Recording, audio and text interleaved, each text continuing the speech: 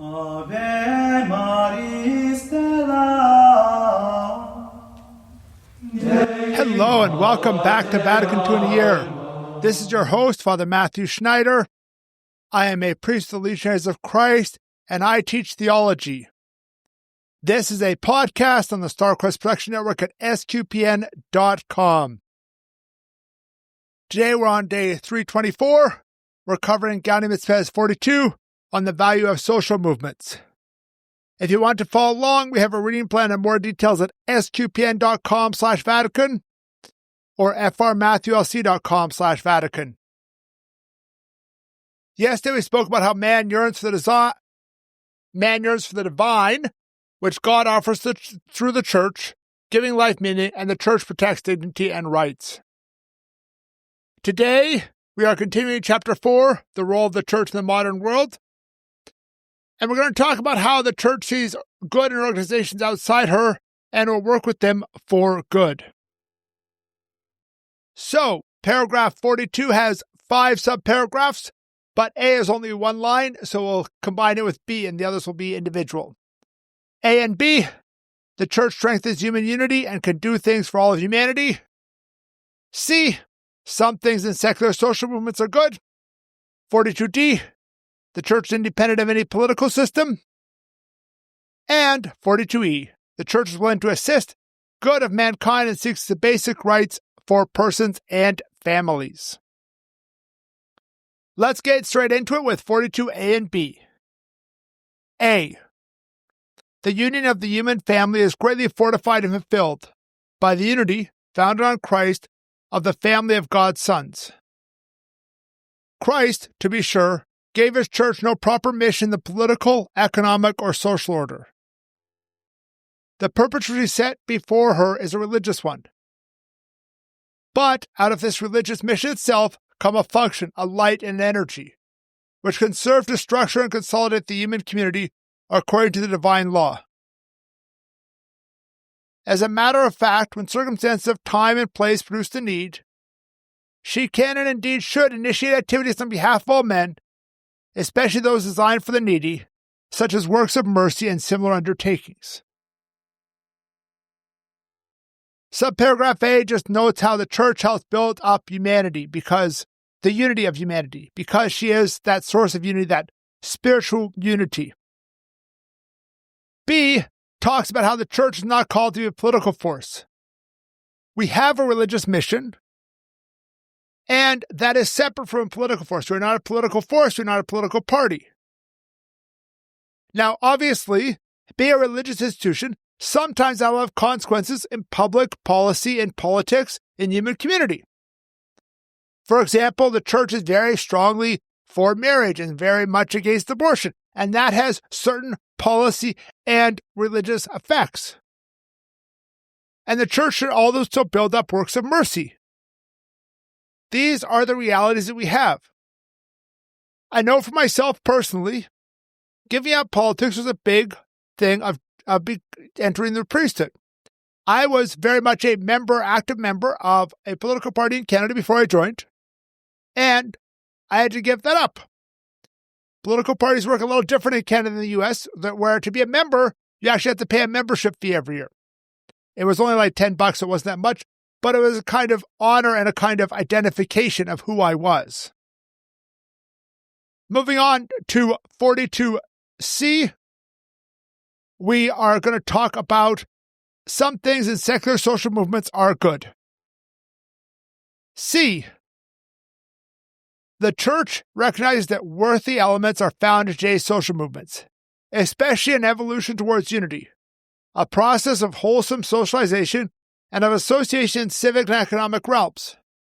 The promotion of unity belongs to the innermost nature of the church, for she is, thanks to her relationship with Christ, a sacramental sign and an instrument of intimate union with God and of unity of the whole human race. Thus, she shows the world an authentic union, social and external. Results from a union of minds and hearts, namely from the faith and charity by which her own unity is unbreakably rooted in the Holy Spirit. For the force which the church can inject into the modern society of man consists in that faith and charity put into vital practice. not any external dominion exercised by merely human means. This is an important aspect to think about today, in that the church recognizes good wherever it is. In today's, at least in the online discourse, there's a certain attitude of saying, oh, if it's not specifically Catholic, it's not good. No, the church recognizes good wherever it is. And sometimes we recognize this in social movements. We can think of when Vatican II was written in the 1960s, and in the U.S. there was a great movement for racial equality. There was the start of the disability rights movement. And these are things that are good. It's good to have racial equality. It's good to have disability rights. It's not good to have the kind of Jim Crow laws. And the church could recognize those good things there. It also recognizes evil things, although it's not focused on them here, like the sexual revolution at the time. Obviously, this kind of sex with people you aren't married to in all kinds of different ways and things like that, with contraception and abortion, is not a good thing. But here we are focused on the good things that these movements bring, or the good movements. And there is unity is innermost to the church, so we can promote it elsewhere. We, as a church, need to show authentic unity. We need to show unity of hearts and minds.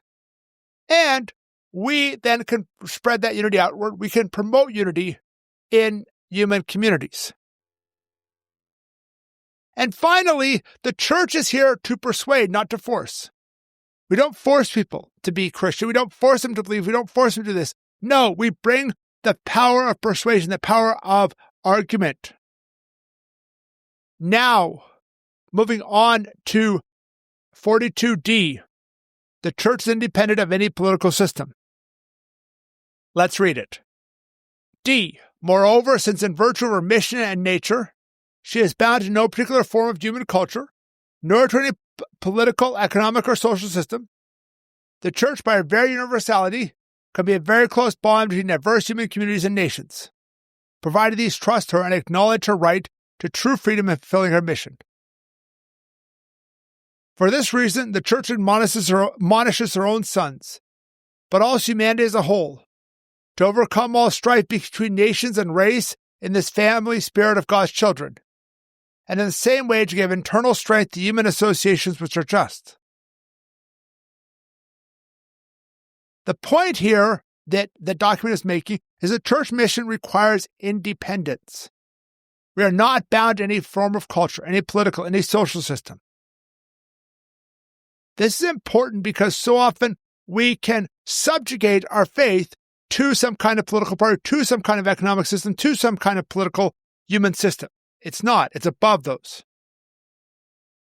And this allows unity between political enemies, between political systems that are different, because we are above and beyond those.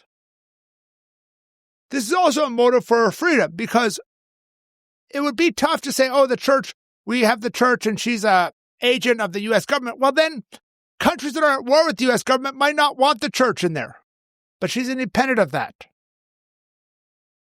Finally, it notes this idea that we need to seek unity and seek to avoid strife. Moving on to our last subparagraph here, 42E. Today it's been kind of confusing because I forgot to rename the save as, so I actually lost yesterday's. And like when I look over the file, it says day 323. God even says 41. So that's been a little confusing. Anyways, let's continue with 42E. With great respect, therefore, this council regards all the true, good, and just elements inherent in the very wide variety of institutions which the human race has established for itself and constantly continues to establish.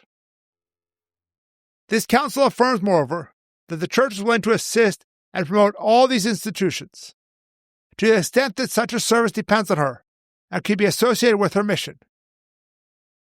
She has no fiercer desire than that, in pursuit of welfare of all, she may be able to develop herself freely under any kind of government, which grants recognition to the basic rights of person and family, to the demands of the common good, and to the free exercise of her own mission. Here, the Council Fathers are noting that the church looks for good wherever it is. There are a lot of places that can be good and bad, And the church is looking for good wherever it is, not just in the church, but elsewhere. We noted above today how this is the mode of the church. We look for good wherever it is. And here it notes that she is willing to cooperate on some points, even if we don't fully agree on everything. That's the reality that we have in, where oftentimes we might go and help feed the homeless, but working alongside atheists or Buddhists or other people who really have very different principles. But we can work together to end the homeless problem, or to at least feed the homeless. And here the church wants the good for herself and for all people. She's willing to operate under any kind of government, but she wants rights for herself, for families, and for persons. This is how the church operates. Thank you for listening to this episode of Vatican II in a Year. This is a listener-supported podcast, and you can donate to help support this podcast at sqpn.com/give. You can give one-time monthly or join the StarQuest Patreon. Tomorrow we'll continue with the next paragraph in Gaudium et Spes, which is paragraph 43. That's on we are citizens of both the city of God and of man. That paragraph is very long. It's over 1,000 words. Our standard is like 400, 400. So it will be a longer episode. I don't break up paragraphs to avoid too much editorializing there. So it will be a long episode tomorrow. Please join us then to learn more about Vatican II, which can provide a blueprint for the Catholic Church. If you want more information on the podcast, like playlists for individual documents and a reading plan, you can go to sqpn.com/Vatican, frmatthewlc.com/Vatican, or Vatican SQPN on Facebook and X. We also set up an email for questions and comments. It's Vatican2@sqpn.com. And my own website, frmatthewlc.com, has a contact form. Amen.